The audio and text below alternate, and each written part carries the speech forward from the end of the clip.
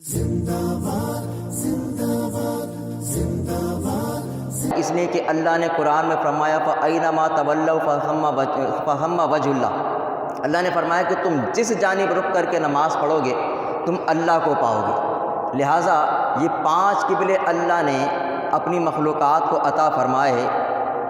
دن میں اللہ نے 5 نمازیں عطا فرمائی ہیں۔ گویا اللہ نے فرمایا کہ اے میرے محبوب کے امتیوں، جب تم یہ 5 نمازیں پابندی کے ساتھ ادا کرو گے تو ہم ان 5 قبلوں کی طرف منہ کر کے نماز ادا کرنے کا تم کو ثواب عطا فرمائیں گے۔ دوسری حکمت نماز کی، اللہ نے انسان کو 5 حواس عطا فرمائے، چکھنا، سونگھنا، دیکھنا، سننا اور چیزوں کو محسوس کرنا۔ یہ 5 حواس اللہ نے انسان کو عطا فرمائے۔ علماء فرماتے ہیں یہ 5 حواس اللہ کی بڑی نعمتیں۔ انسان ساری زندگی ان حواس کی نعمت کا شکر ادا کرتا رہے، شکر ادا نہ ہو پائے۔ اللہ نے ان حواس کے شکریہ کا ایک طریقہ عطا فرمایا۔ گویا اللہ نے فرمایا اے میرے محبوب کے امتیوں، جب تم یہ 5 نمازیں پابندی کے ساتھ ادا کرو گے تو ان 5 حواس کی نعمت کا شکرانہ ادا ہو جائے گا۔ 2 حکمتیں ہو گئیں۔ تیسری حکمت، اللہ نے انسان کو 5 بڑی نعمتیں عطا فرمائیں۔ کون کون سی؟ کھانے کے لیے غذا، موسم کے مطابق لباس، خدمت کے لیے بیوی اور نوکر چاکر، اور رہنے کے لیے مکان، اور سیر اور سفر کرنے کے لیے اللہ نے سواری عطا فرمائی۔ علماء فرماتے ہیں اللہ نے 5 نمازیں دن بھر میں فرض کیں، اللہ نے یہ نعمتیں عطا فرمائی ہیں۔ بندہ مومن اگر ساری زندگی نعمتوں کا شکر ادا کرتا رہے، شکر ادا نہ ہو سکے، اللہ نے اس کے شکر کا ایک طریقہ عطا فرمایا۔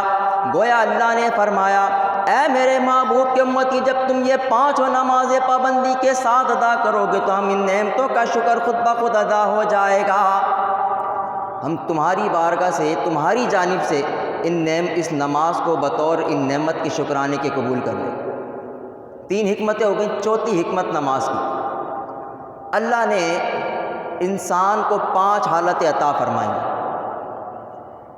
کھڑے ہونا، بیٹھنا، لیٹنا اور سونا اور جاگنا، یہ 5 حالتیں اللہ نے اپنے بندوں کو عطا فرمائی۔ انسان ساری زندگی ان نعمتوں کا شکر ادا کرتا رہے، ان حالتوں کا شکر ادا کرتا رہے، شکر ادا نہ ہو پائے۔ اللہ نے انسان کو سونے کی نعمت عطا کی، اللہ نے انسان کو بیداری عطا فرمائی، اللہ نے یہ 5 نعمتیں اس کو عطا فرمائی جو اللہ کی بڑی نعمت اور رحمت ہیں۔ اللہ نے دن بھر میں 5 نمازیں ادا کی۔ گویا اللہ نے فرمایا اے میرے محبوب کی امتی، جب تم یہ 5 نمازیں پابندی کے ساتھ ادا کرو گے تو ان 5 حالتوں کا شکر ادا ہو جائے گا۔ 4 حکمتیں ہو گئیں۔ 5ویں حکمت کہ اللہ نے یہ 5 نمازیں ہمیں کیوں عطا کی۔ دیکھو یاد رکھو کہ جب بندے کا انتقال ہو جاتا ہے تو اس کو 5 مصائب کا سامنا کرنا پڑتا ہے۔ ایک سکرات موت یعنی موت کی سختی، جاں کنی کا عالم، دوسرا عذاب قبر کا خوف، تیسرا میدان محشر میں نامہ اعمال نامعلوم دائیں ہاتھ میں دیا جائے گا یا بائیں ہاتھ میں دیا جائے گا، پھر پل صراط سے گزرنا، اور 5واں جنت کا دروازہ کھلے گا یا نہیں کھلے گا۔ یہ جاں کنی کا عالم کتنا سخت ہوتا ہے۔ کسی نے حضرت ابراہیم علیہ السلام کو خواب میں دیکھا تو ان سے پوچھا کہ یا نبی اللہ ذرا یہ بتائیے کہ جاں کنی کا عالم آپ پر کیسا رہا۔ حضرت ابراہیم علیہ السلام نے فرمایا کہ مجھے یوں لگتا تھا کہ ایک کانٹے دار جھاڑی اس کو میرے حلق سے میرے جسم میں اتار دیا گیا اور اس کے کانٹے میرے جسم میں پورے پیوست ہو گئے، اس کے بعد اسے ایک جھٹکا دے کے نکالا گیا، تو ایسی تکلیف مجھے محسوس ہوتی تھی۔ اور حضرت موسیٰ علیہ السلام سے کسی نے پوچھا کہ یا نبی اللہ جاں کنی کی کیفیت کیسی ہوگی؟ آپ نے فرمایا کہ بالکل اس طرح کہ جیسے ایک زندہ پرندے کو توے پر بھون دیا جائے، تو خلاصی کی کوئی صورت نہ ہو۔ تو ذرا سوچو کہ انبیاء کرام کی یہ کیفیت جاں کنی کی، تو ہمارا اور آپ کا کیا عالم ہے۔ تو اللہ سے ہمیں توبہ کرنی چاہیے کہ رب ذوالجلال ہمیں جانکنی میں آسانی عطا فرمائے۔ دوسرا عذاب قبر کی فکر، اور تیسرا یہ کہ پل صراط سے گزرنا۔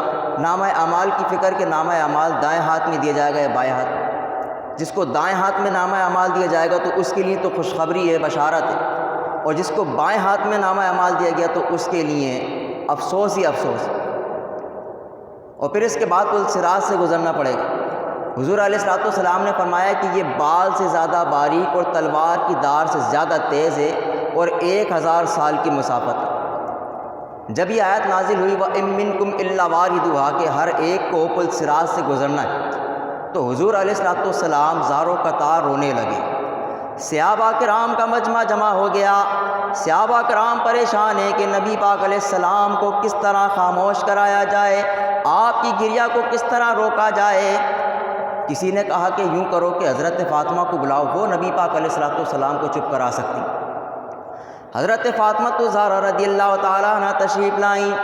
آپ نے پوچھا ابا جان کیا بات ہے، کیا کسی قوم کا خوف ہے یا اللہ نے کوئی وحی نازل فرمائی ہے؟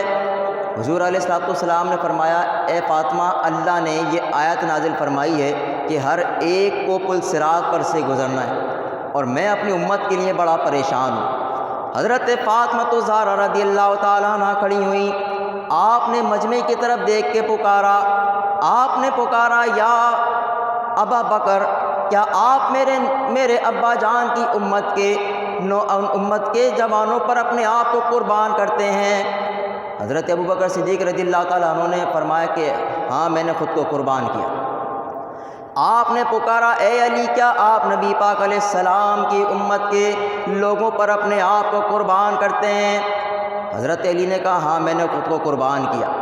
آپ نے فرمایا بیٹا حسن و حسین، تم خود کو نانا جان کی امت کے بچوں پر قربان کر دینا، اور میں خود کو یا رسول اللہ آپ کی امت کی عورتوں پہ قربان کرتی ہوں۔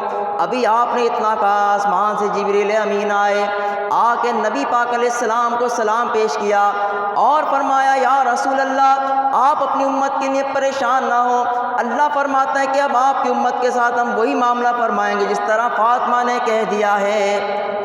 تو یہ 5 مصائب ہیں